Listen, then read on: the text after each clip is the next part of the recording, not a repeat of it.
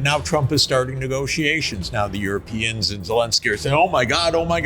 Well, Europe should have been negotiating. Out of the 720 members of the European Parliament, which one of them, majority of 500 of them, they vote to continue this war, to keep sending weapons. Let me mention a secret to the members of Parliament. If the United States stops, the war's going to stop.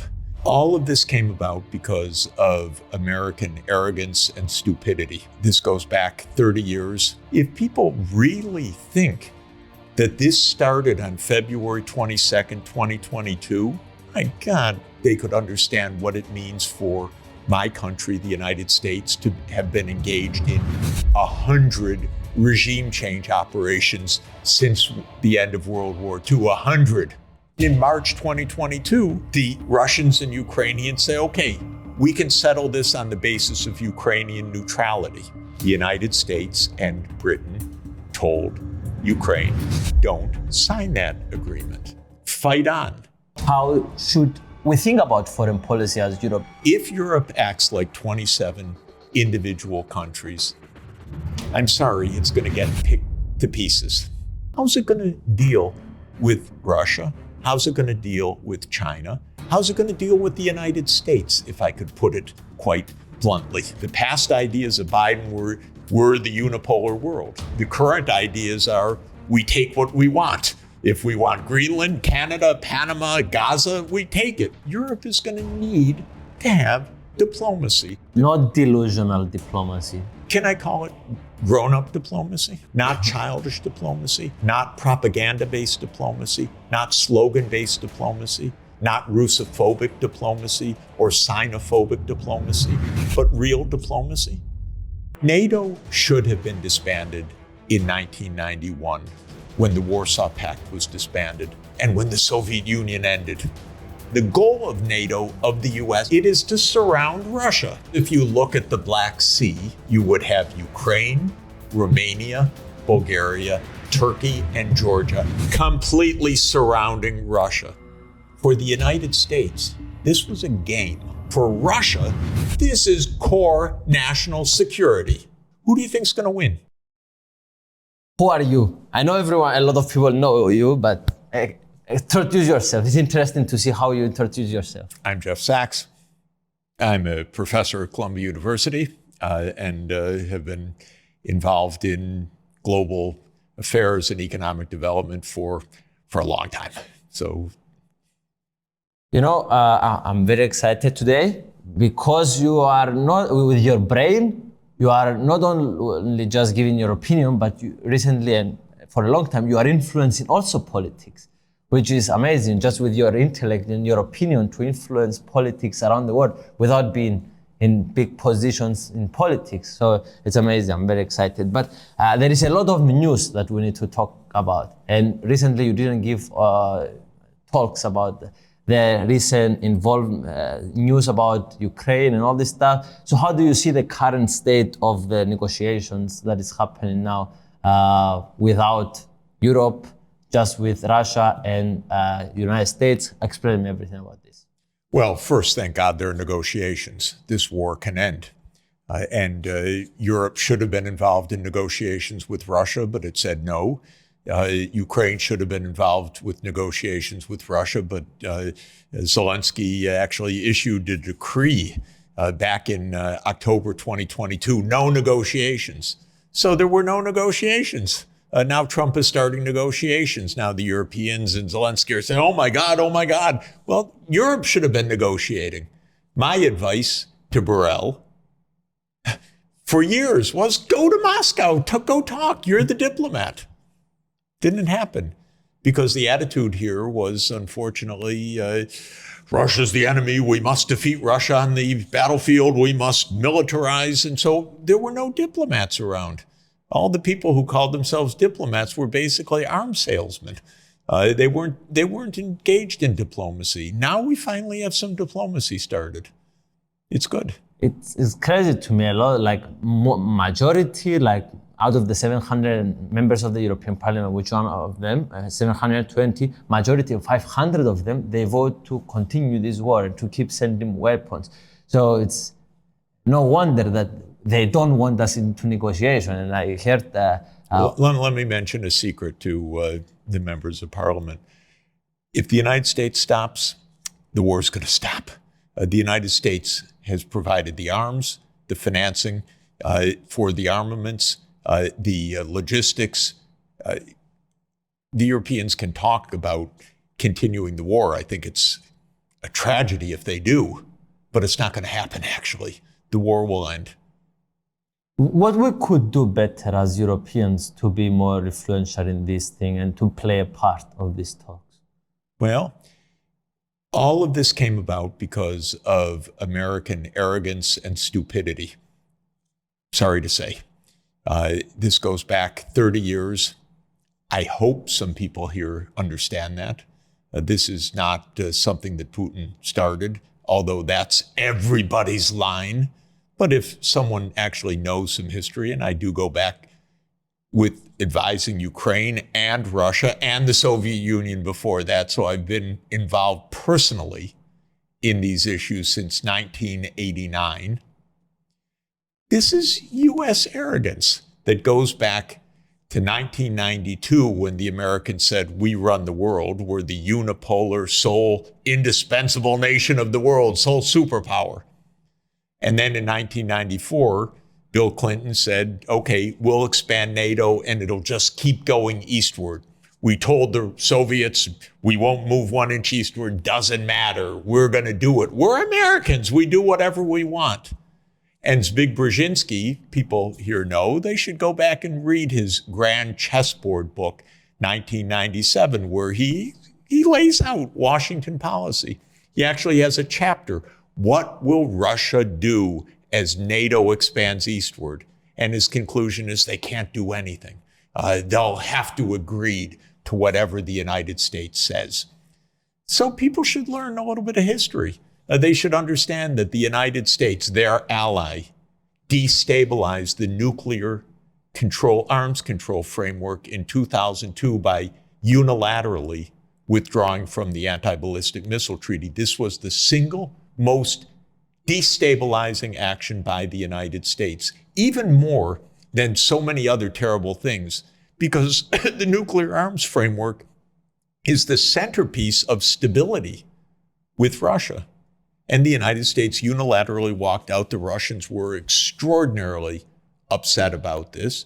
And then the U.S. started placing anti-ballistic missile systems in Poland and Romania, these Aegis missile systems. And listen to what the Russians are saying. It would be like Russia putting missile bases in Mexico or Canada. Do you think America would say, well, that's their business. You know, how can we have any concern? And then if the United States expressed a concern, Russia would say, well, but Canada wants it or Mexico wants it. This is the childish attitude of the United States. Then in 2014, the United States participated in a violent coup that overthrew the Ukrainian government. And within a nanosecond of that violent coup, the U.S. said, we recognize that new government. And then came the Minsk Agreement. And the Minsk II agreement was backed by the UN Security Council. And what did Ukraine and the United States decide behind the scenes? We don't have to take that seriously. Forget it. We don't like that agreement. That was at gunpoint. UN Security Council backs this unanimously. The United States says, no, don't worry about it. So the war continues already from 2014 to 2021. Tremendous shelling and deaths in the Donbas region. Then Putin says at the end of 2021, we need a new security arrangement between Europe and Russia, between the United States and Russia.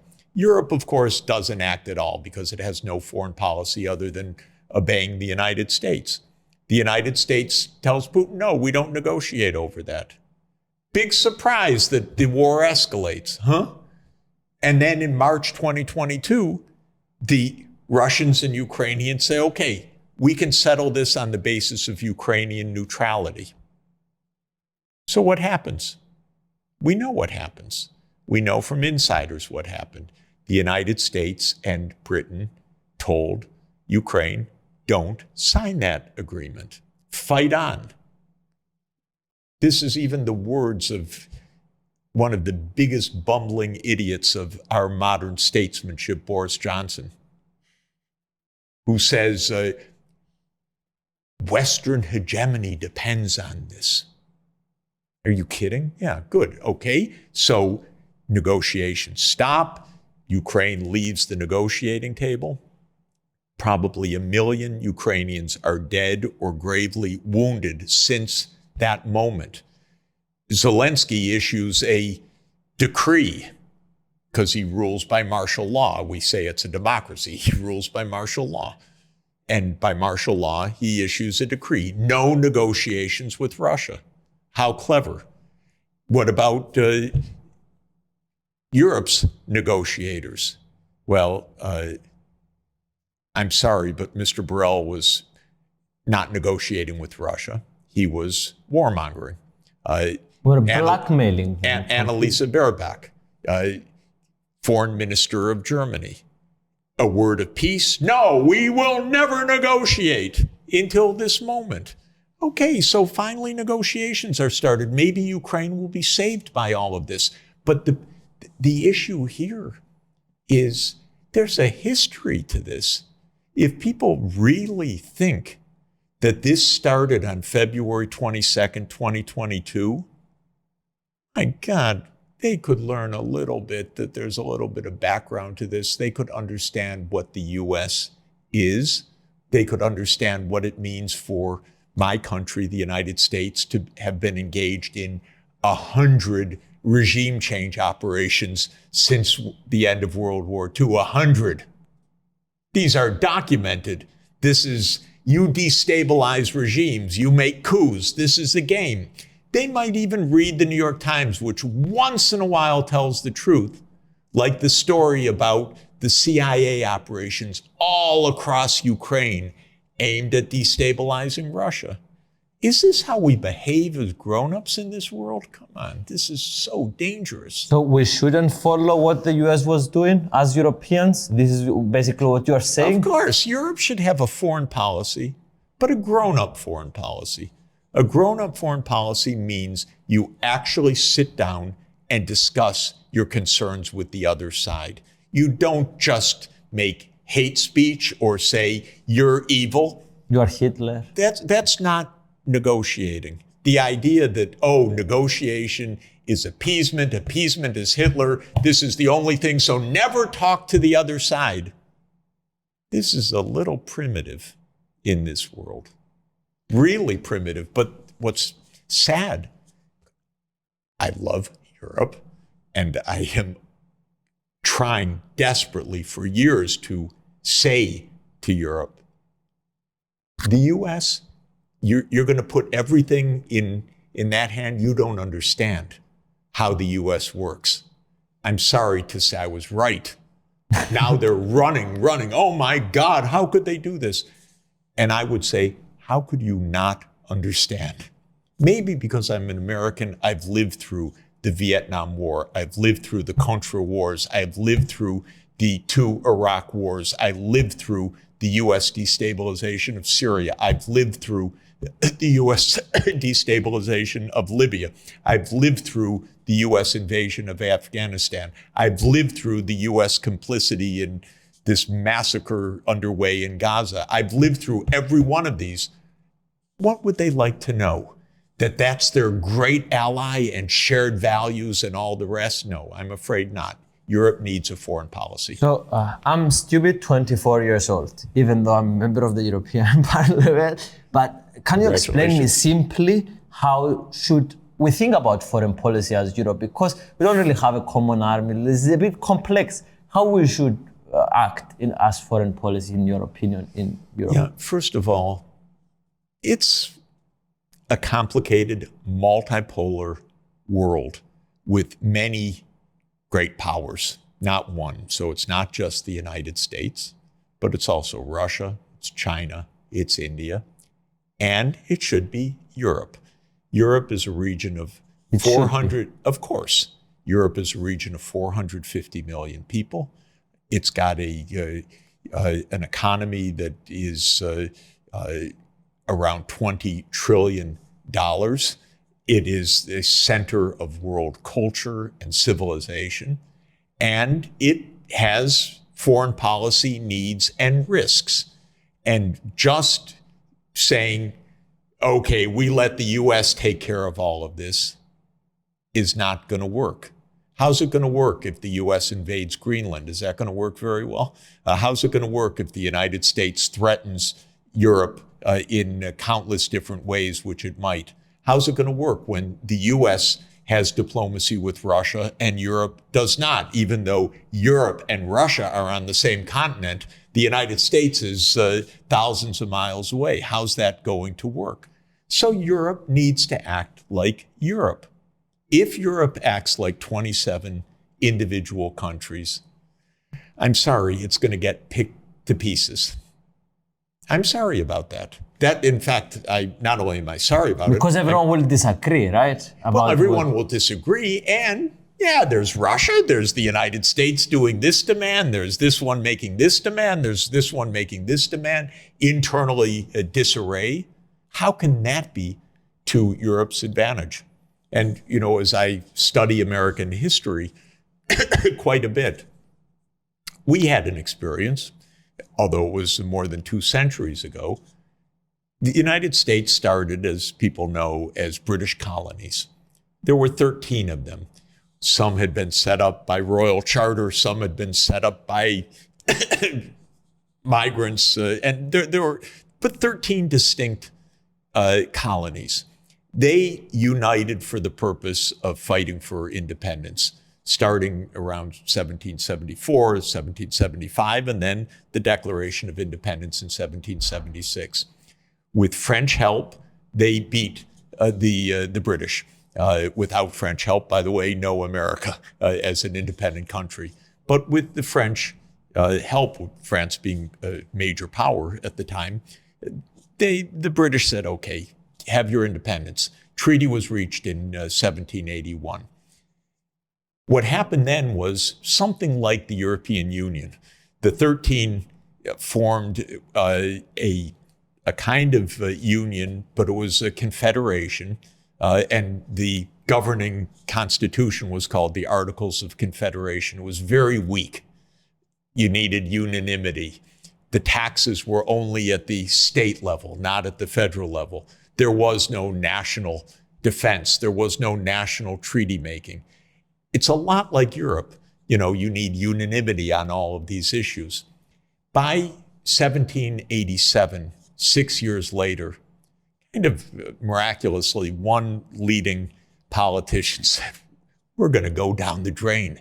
The British are going to take us to pieces. The Spanish are going to take us to pieces. The Spanish were trying to block the American access to the Mississippi River and the port at New Orleans, for example. So they realized, and this one political entrepreneur, James Madison, realized, we better have a real union, not just a kind of we get together and we have a weak union where there's no real foreign policy, and maybe, I don't think they called it a high representative vice president in the United States, but we didn't have someone who could represent the United States. We didn't have the treaty-making power effectively. So they made a new constitution, and they made a federal government that created a real government. Frankly, Europe needs to be more united right now. How's it going to federation? Yes, how's it going to deal with Russia? How's it going to deal with China? How's it going to deal with the United States, if I could put it quite bluntly? Okay. And it needs actually a foreign policy. But then it needs to be a sensible foreign policy. If you live on the continent next to Russia, you don't stand up and scream every day, you're evil, you're evil, you're evil. You actually sit down, discuss, and negotiate. You don't let the United States blow up the pipeline that provides the energy for Europe and then sit there like a dumb idiot. We don't know who did it. Well, I can give you 50 quotations by American officials saying we'll never let that happen. I can quote on video show you the President of the United States saying on February 7th, 2022, if Russia invades, Nord Stream will be finished. And then the reporter says, but Mr. President, how can you do that? And he says, believe me, we have our ways. If Russia invades, that means tanks or troops crossing the border of Ukraine again. Then there will be no longer a Nord Stream 2. We will bring an end to it. How will you do that exactly? Since the project and control of the project is within Germany's control. We will. I promise you, we'll be able to do it. Is that a clue? Well, the Europeans couldn't figure that out, that little clue. There's Chancellor Scholz standing next to Biden. Quiet. He heard all of this. Then the pipeline gets blown up. We don't know who did it. We don't know. And then there are the investigations, but those have to be kept secret, even from the Bundestag, even from the public, even from the United Nations. This is not foreign policy. This is not foreign policy. This is doing what the United States wants, but now you obviously can't just follow Trump. Obviously, they thought naively they could follow Biden. I could have told them, and I did tell them repeatedly, no, you can't. You should understand the United States. You should understand how weak the foreign policy is. You should understand how crazy the idea of U.S. unipolarity is. Understand this. You know what I was told here? Don't talk to me anymore. Because to be anti-American, I'm not anti-American, I'm an American citizen. I have my job, I have my family, I'm trying to get American foreign policy not to wreck the world. But Europe should have its own foreign policy. This is the bottom line. So to summarize what you said, you want Europe to stop following each other and just decide for themselves and for what is good for them. Yes. Make some alliance with Russia, make some alliance with China, make some alliance with United States when it's at use for us. Exactly. And to understand, because Europe does understand. The best is to do all of this under the framework of multilateralism. Actually make the United Nations work. Now, strangely, if you ask of all the countries who ignores the UN the most, I'm sure every member of parliament would say, oh, Russia. But you know what? I've actually done the numbers across many different dimensions. It's not even close. The United States is the country that ignores the UN completely. Although the UN sits on the East River, I work at the UN for the last 25 years. The US is the country least aligned with the UN. And for Europe, which is it's a wonderful region of the world. It's got the highest living standards of the whole world. It needs its security. It needs to help other regions achieve this kind of quality of life, which is unique to Europe. But to do that, an effective United Nations is the most important way. And so when I say be Europe in a way that promotes also a global rule of law, a global multilateralism, and stop just ducking under the United States, whatever the US does. And if you see a coup led by the United States, don't just stand there and say, oh, we can't say anything. That's our ally. We share values with them. If you see pipelines being blown up, if you see regime change operations, you can't just say, oh, that is normal. If you see the US complicity in what Israel is doing in Gaza, which I believe is a genocide, you don't just sit there. You have your own policy. If you see, after negotiating with Iran, the JCPOA in 2016, And then Trump comes in 2017, blows it off. You don't just sit there quietly and say, that's our ally, the United States. We can't say anything. You have to have a European policy. Sometimes the U.S. will do things right. Sometimes they won't. Sometimes the U.S. may do something in the global interest. Often the U.S. won't. The U.S. just walked out of the Paris Climate Agreement. Where's Europe on this? Well, maybe they mumble a few words, oh, we don't like that. But that's our ally, the transatlantic relationship. I don't want Europe and the U.S. to be enemies. I want Europe to be a unified Europe as one of the great power centers of the world, because I do believe in Europe, and I do believe what Europe stands for, sustainable development, is crucial and can work for the world, but not if it's all subservient to some crazy ideas in Washington. The past ideas of Biden were the unipolar world. No. The current ideas are we take what we want. If we want Greenland, Canada, Panama, Gaza, we take it. Well, this is not going to work either. So Europe is going to need to have diplomacy.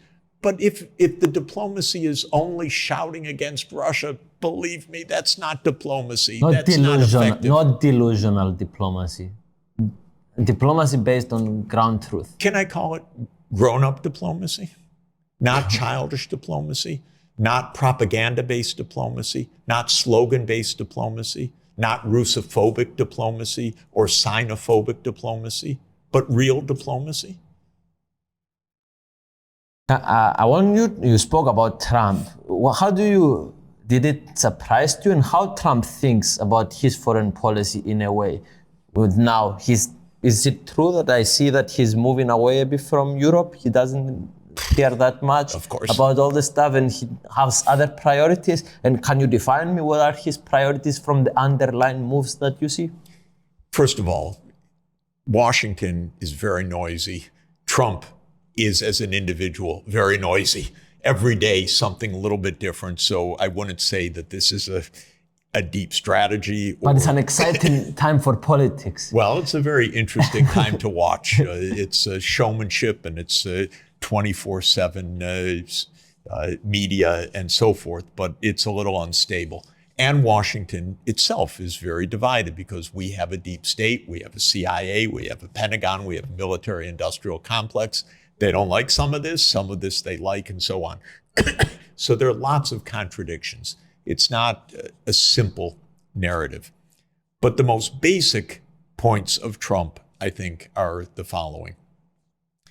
Trump, probably unlike Biden, says we're not the only major power. We're dealing with Russia, we're dealing with China. So that's a starting point. It's more realistic, actually.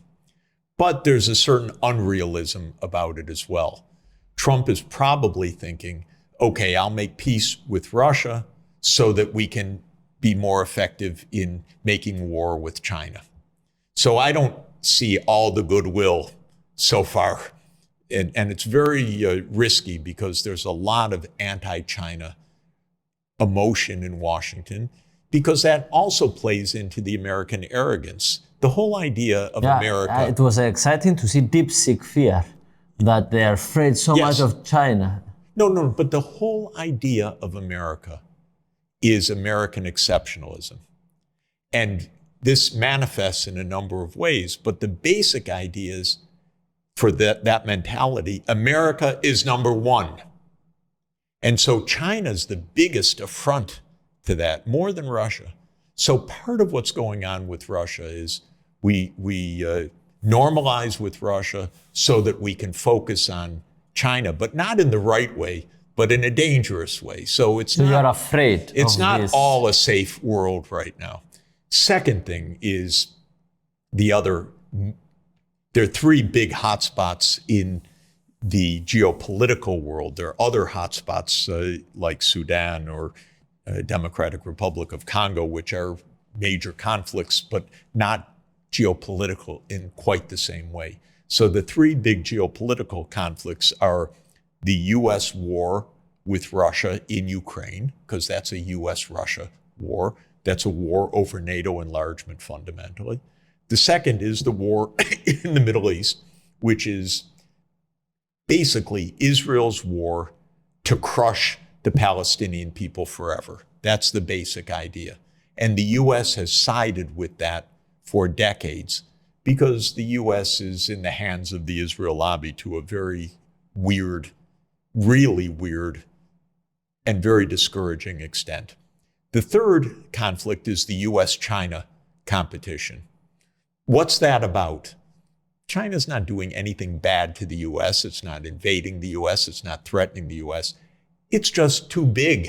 It's too successful for the U.S. It is a bigger economy measured in purchasing power prices. That's an affront to the United States. I can only tell you it's almost a neurotic reaction because China's too successful for the United States, so it has to be confronted. So those are the areas, and Europe doesn't show up in this, partly because Europe has been so subservient to the United States over decades that Trump doesn't even recognize Europe. He says, what's that? Why should they be at the negotiating table? Who are they? So the whole thing all he wants from Europe is buy more American weapons. So he's an arms salesman. But other than that, I don't think that there's much interest. Europe. That's why he's asking for everyone to increase the budget of NATO, right? Of course. And by the way, of course. But one thing for sure and quite serious, Europe should have its own defense, not NATO. It should have a European defense. And when it makes procurements, it should be European, not American procurements. If Europe's smart, why are you spending... You don't like the NATO alliance? It's not useful it's only useful for the US, you mean? NATO should have been disbanded in 1991 when the Warsaw Pact was disbanded and when the Soviet Union ended. What was NATO? NATO was to prevent a Soviet invasion of Europe. Russia was not invading Europe. Even now, the bop that you hear from the British or others, this is absurd stuff. Of course, Europe has security interests. Europe wants to make sure that the Baltic states are safe. So do I. But those are specific security issues that should be discussed with Russia, with the Baltic states, under a framework like the Organization of Security and Cooperation in Europe. That is not a NATO business, especially when the goal of NATO, of the US, is something completely different. It is to surround Russia. And it's all explained for decades. If anyone cares to read about this, they would understand this. So we're fools, the Europeans, to be able to play the game of the Europeans thought this is pretty clever. We don't spend much on defense and the US defends us. Okay, but where Europe went completely wrong was the failure to differentiate being defended from being offensive. And the first wave of NATO enlargement was already a cheat on the agreement, but it was Hungary, Poland, and the Czech Republic. The Russians said, we don't like this. You told us no. But how much did they complain? A bit. But these are countries not on their border. Then the next wave, that got right up to the collar because that was the three Baltic states, Estonia, Latvia, Lithuania, and it was also Black Sea countries. So starting this action in the Black Sea, Romania and Bulgaria, and it was Slovenia and Slovakia.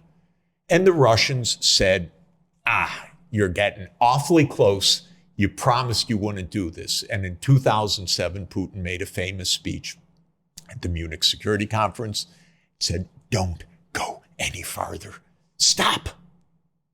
Of course, when the United States hears this, what do they say? We have to go farther. No one tells us what to do. believe me, this is the American mentality. I grew up in that country. I understand. And so in 2008, at the Bucharest summit, As Biden was saying a lot of times, we are the goddamn United States of America. exactly, 2008, in Bucharest, Chancellor Angela Merkel knew this is very dangerous because the U.S. wanted a commitment to Ukraine and to Georgia. She resisted. Many European leaders resisted. Many talked to me about the meeting afterwards. And then in the end, Europe folded its hand because the U.S. calls the shots. And in 2008, in the Bucharest NATO summit, the fateful promise was made that Ukraine and Georgia would become part of NATO. Why Georgia? Okay, this is also good geography. Georgia. Why Georgia? To surround Russia. Because if you look at the Black Sea, you would have Ukraine, Romania, Bulgaria, Turkey, and Georgia completely surrounding Russia. Now, why would you do that? Because a geographer would tell you, Brzezinski would tell you, that ends Russian power in the Eastern Mediterranean and the Middle East. That surrounds them. This is clear. And by the way, it was exactly the idea of Palmerston and Napoleon III in 1853 in the first Crimean War. This is the second Crimean War we're fighting right now. It was exactly their idea. Take the Russian fleet out of the Black Sea. We're doing it again. This is primitive stuff. Do we really have to have this war? But now Trump understood that it's not the danger, Russia, the big danger. Exactly. It's China, the danger. So he's removing the focus from there. And one should understand, and this is really the point, and it's really the tragedy. For the United States, for Brzezinski and others, this was a game. He called it a chessboard. This is a game. For Russia, this is core national security. Okay, now you're fighting right on Russia's border. One side, it's core national security. The other side, it's a game. Who do you think is going to win? The Russian people that they think is an existential threat to them. Thank you. A little obvious. I said this to the Ukrainians repeatedly. I said this to Borrell repeatedly. I said this to many European leaders repeatedly. But there was not independent thinking allowed because this was a US-led game, because Europe didn't have a foreign policy. So just to summarize everything you said, so you're saying that Europe needs to get out of NATO and form their own kind of exactly. army. Europe needs its strategic autonomy, I think is the technical phrase. It needs its own military and defense policy. It needs its own military and defense industries, by the way, not to be spending 80% of its outlays on the United States. That's our business. That's what Trump's an arms salesman. But Europe needs to be able to develop its own capacity. And then Europe is one of the great powers of the world. And it should sit down with Russia and say, we have security issues. We don't like our eastern border. It feels vulnerable. What shall we do about it? How are we going to have relations that are stable?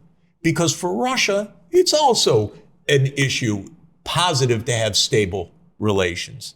Russia just saw the U.S. pushing further, putting its missile systems, putting NATO enlargement, leaving the Intermediate Nuclear Force Agreement, leaving the ABM agreement.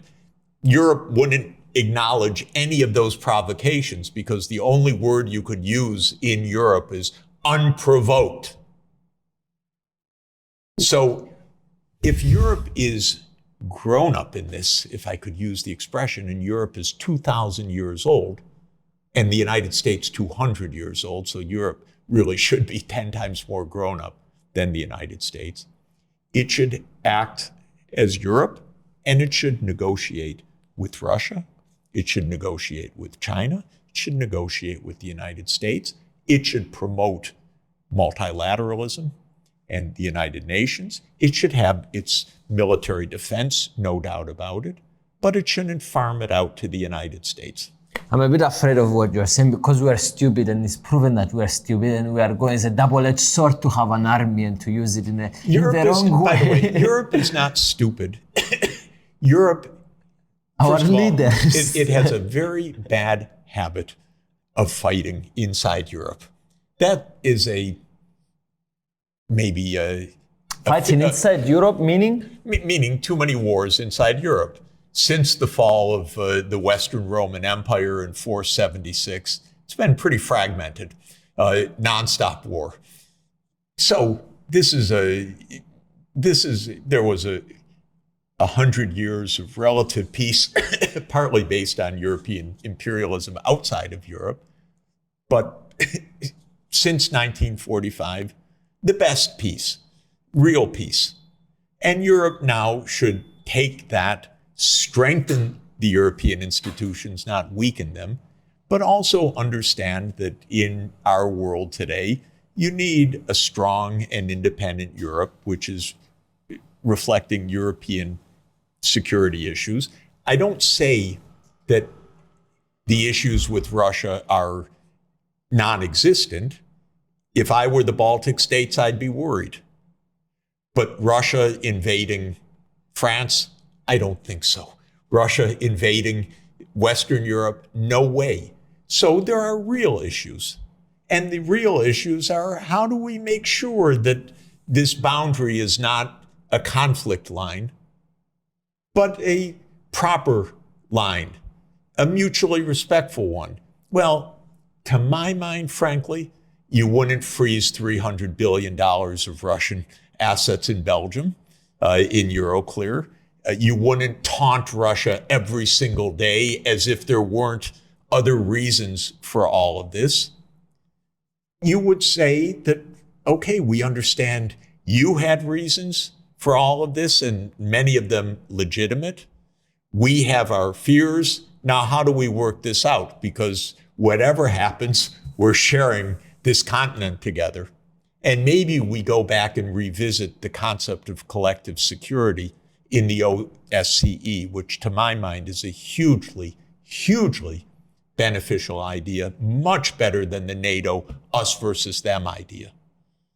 Another two questions, but before I say the last two questions, I want to say that with your ideas and all your interviews that you did and all this stuff, I saw a lot of them, and that's why I voted the way I voted to stop the war in the European Parliament. So your videos have an impact also in legislative and also in the stuff. So I don't know if that's Let's hopeful. make peace together. This is good. That's hopeful for you to see the impact. The second to last question is Professor Mearsheimer is another great like you about foreign policy. And I know you have one difference in the way that you see the kind of world. Yes. So I saw some interviews and I didn't understand exactly what is the difference in your work, if you can explain us. So one simple way to say it is 3 conflict regions, Ukraine, Middle East, China. On 2 out of the 3, we see completely eye to eye on explaining the source of the crisis, on explaining how it should be resolved, on explaining the U.S. foreign policy mistakes. On the 3rd, on China, we have a difference of view. John, who's a very good friend and a wonderful, wonderful scholar, says, well, it's inevitable that the U.S. and China are going to compete with each other, and even that competition can fall into conflict, and that conflict could become a war. His big book, his magnum opus, is The Tragedy of Great Power Politics. My view is no tragedy. We must not have a tragedy, especially, if I could say, in the nuclear age. No tragedy, no war with China. We have to absolutely say we're not going to have a war with China, so we have to take steps, both sides, not to provoke each other. So my view is, for example, the US should stop arming Taiwan, because Taiwan could very well become the Ukraine of East Asia, the place where there's the war between the US and China. Have some restraint on the US side. I do not want China arming Mexico or Canada. Even if those two countries are uncomfortable with the United States, I do not want China arming them. And if China did, we'd likely have a war with China. And the United States should think basically the golden rule. We should not do what we don't want China to do to us. So that's my argument. John's argument is, it's inevitable. Who follows the golden rule? We're going to have a conflict. I say, John, it's a kind of a self-fulfilling prophecy. He says, yeah, it is. I said, John, it's a tragedy. Yes, Jeff, it is a tragedy. And so part of it is, I'm just a believer that we can construct peace. And he's more of a pessimist. But we're dear friends, by the way. So you have a bit more optimistic view that you can make things not to come to lead to a conflict with China in the long term, and he says it's inevitable. That he doesn't say it's inevitable, but he says it's so hard to stop. And my view is we have to do everything to try to stop it. Okay. I want to say before the last question that this, from the bottom of my heart, thank you. I love you, and this was an honor. Well, it's great to be with you. Thank you so much. And congratulations on being the voice of young people in Europe, and also just helping to understand these issues, which is so great. Yes, more information, especially like this, grounded, is always good. And transparency. So the last question is, you are going to die in 30 seconds. If this was true, what your last words in this planet you wanted it to be? I would hug my children and grandchildren and my wife. That's what I would do for the last 30 seconds, frankly, because everything that I'm doing, I feel, is for my grandchildren and everyone else's grandchildren. That's honestly how I view this, which is we're the grown-ups. We should act like grown-ups to take care of our children and our grandchildren. Thank you. Thank you guys for watching until the end. We love you.